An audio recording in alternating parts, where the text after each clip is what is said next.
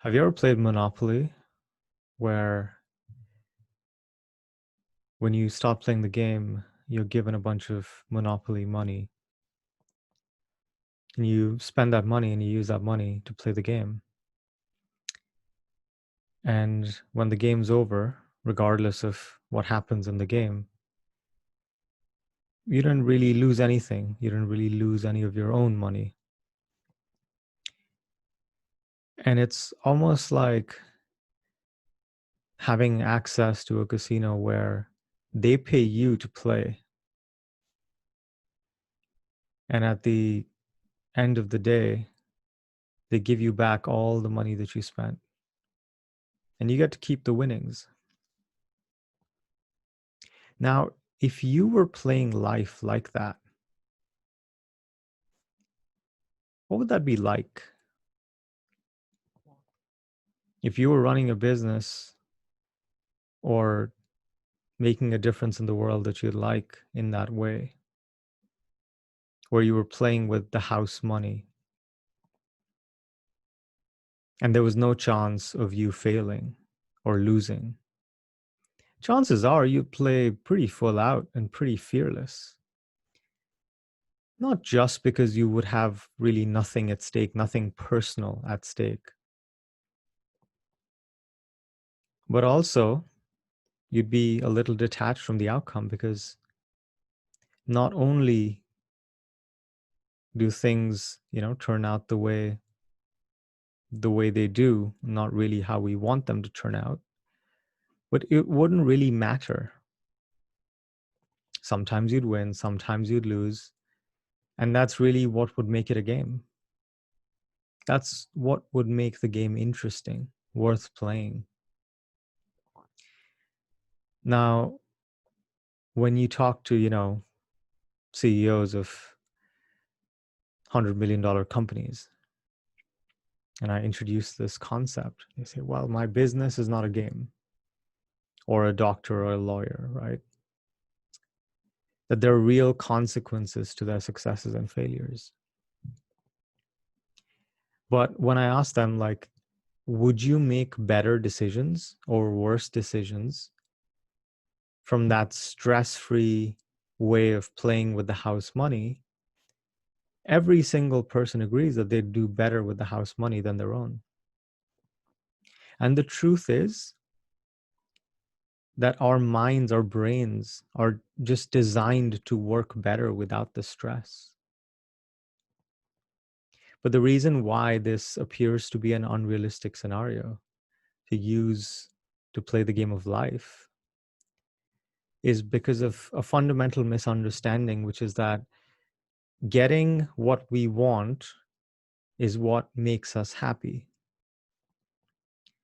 Right? Ever since we were young, we were indoctrinated, we were conditioned with this idea that getting what we want would make us happy, whether it's the money, whether it's the partner, whether it's the house, the car, the objects, all of the things. But this misunderstanding is what actually creates most of our problems, most of our challenges, on a lot of our suffering, because we think our happiness, the peace that we seek, comes from getting what we want. So we pursue these goals and targets that we set for ourselves at the cost of, our health, our sanity, our relationships. And when we get that thing that we've decided for years that will make us happy, that it's what we want the most, and we still don't feel that happiness, or we feel it in a really fleeting way, we assume that the issue is that we're not doing enough, that we need more. So we push even harder and we end up even further from that which we're seeking. But the truth is, we don't live in the feeling of our circumstances. We don't live in the feeling of our bank account. We don't live in the feeling of our relationships. We don't live in the feeling of, our work. We don't live in the feeling of how our health is. We live in the feeling of our thinking. We live in the feeling of our thinking. What we feel is our thinking about our circumstances, not our circumstances directly. In fact, nothing outside us can make us feel any way.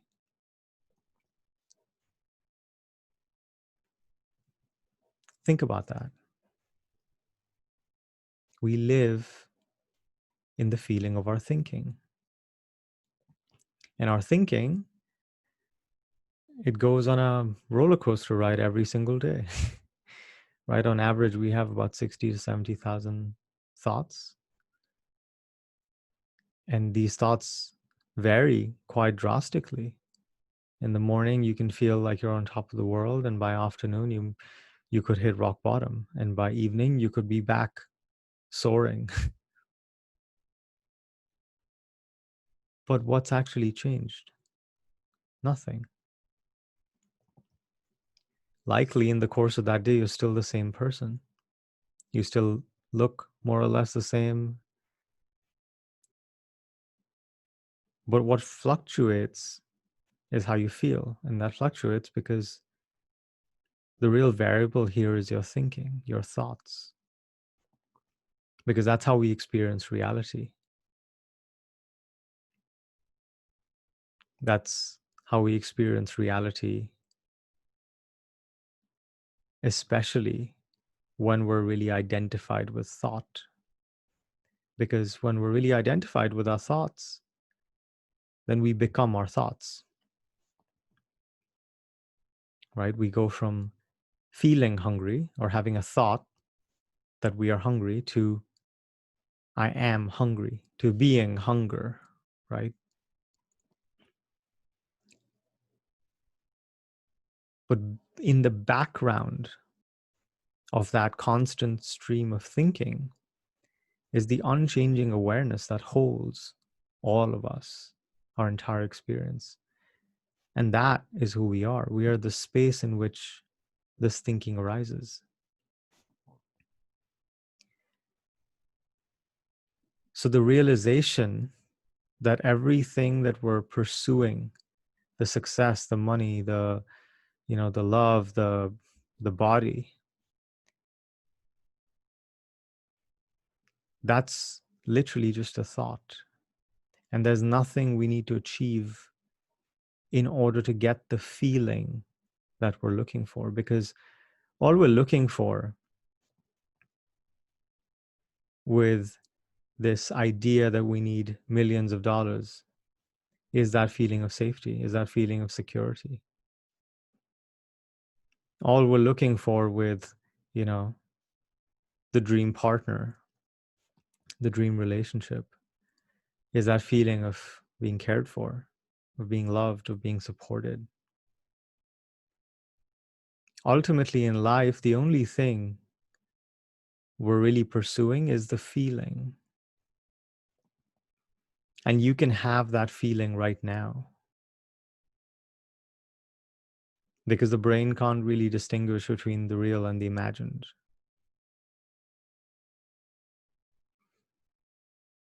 You don't need to go prove something, especially not your worth, to actually feel the way you want to feel. Because when we do that, it's a recipe for a lifetime of chasing, of chasing, of chasing, of chasing, and striving and striving and striving. Delaying experiencing the feeling until we get this thing that we've convinced ourselves we need to feel that way. Do you see the paradox here?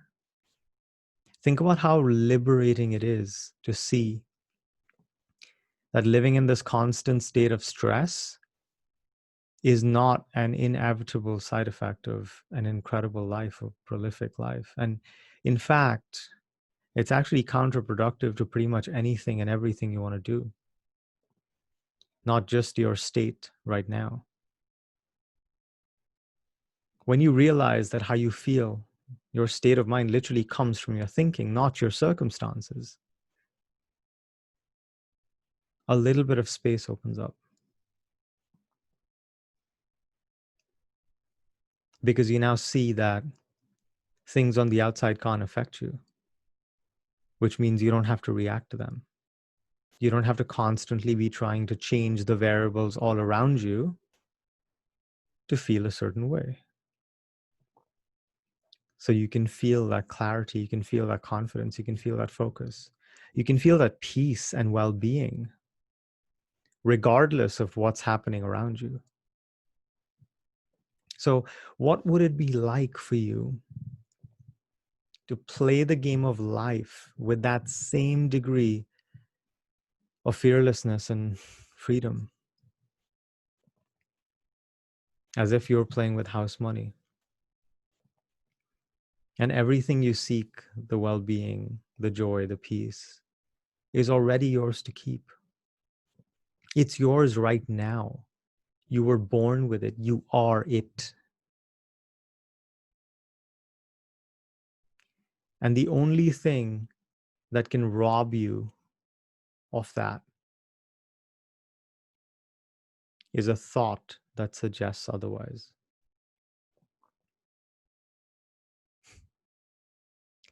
You can still play the game as if your life depends on it, right? But it's a little easier when you see that it doesn't.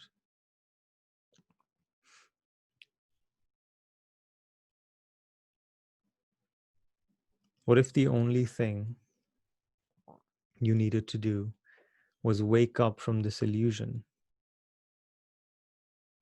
that you are already everything that you seek? You are already perfect, that you are limitless, that you are peace, that you are joy, that you are happiness. And there's nothing really missing. And if hearing these words brings a sense of peace and calm to you, notice how much more powerful, effective, and clear that feels than living in that constant state of stress. Notice that you can actually create so much more from this state of being. And maybe you find yourself dropping into a state of presence, dropping into the now, where you're touching, you're making contact with who you really are, your true nature.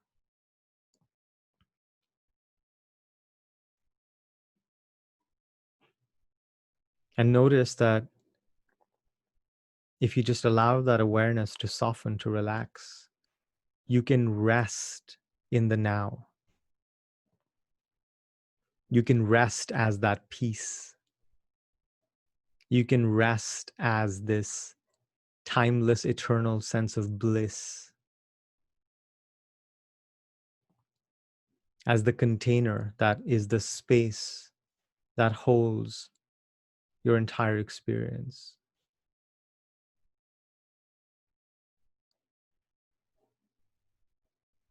And notice that in this moment,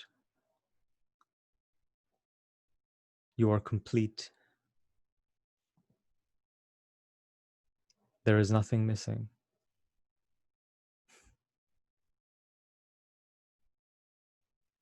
Notice what it's like to be in the present moment that is completely whole and perfect. There's nothing missing. There's nothing to do.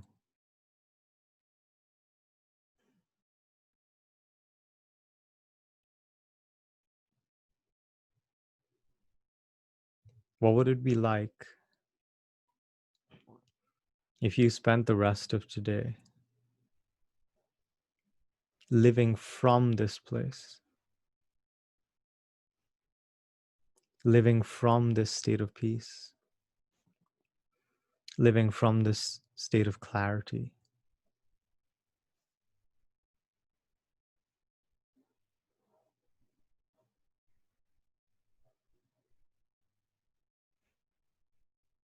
Remember,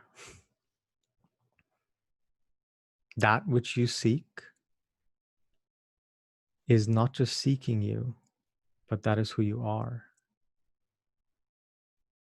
So there's nothing to seek.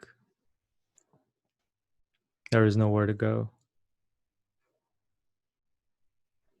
This is it. I love you.